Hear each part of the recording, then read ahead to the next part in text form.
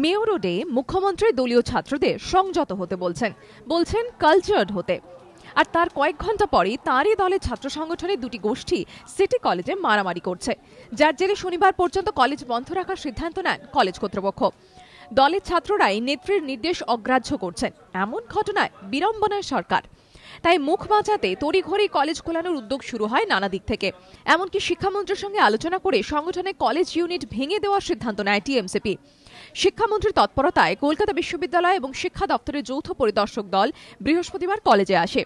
ভারপ্রাপ্ত অধ্যক্ষ ও শিক্ষকদের সঙ্গে কথা বলে তারা রিপোর্ট দেন ঊর্ধ্বতন কর্তৃপক্ষকে। আমরা কলেজের শিক্ষক এবং অধ্যক্ষ এবং ভাইস প্রিন্সিপাল বার্সার আর সেছাড়া যে অন্যান্য যে শিক্ষক আছেন এবং শিক্ষাকর্মী আছেন তাদের সঙ্গে আমরা সমস্যাটা নিয়ে কথা বলেছি। তারা তাদের সব অভিমত জানিয়েছেন। আমরা গোটা বিষয়টা দেখে গিয়ে আজকেই চেষ্টা করছি একটি রিপোর্ট দেওয়ার। আর বিশ্ববিদ্যালয় কর্তৃপক্ষ এবং মাননীয় পশ্চিমবঙ্গ সরকার এবং তাছাড়া আমরা সবাই চাইছি যে কলেজটা খুব দ্রুত যাতে স্বাভাবিক পরিস্থিতি ফিরে আসে। টিএমসিপির রাজ্য সভাপতিও আসেন কলেজে। ফিরে যাওয়ার সময় জানিয়ে যান কলেজে সংঘর্ষের ঘটনায় সংগঠনের কোনো অনুমোদন নেই।